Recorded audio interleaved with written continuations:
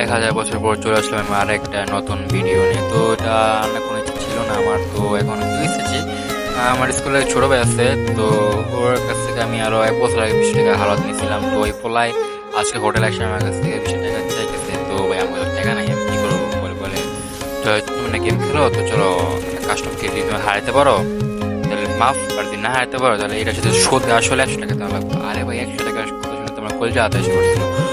তারপর আমি আসলে মনে পড়লো যে না, তো গেম কেটে ফেলছি।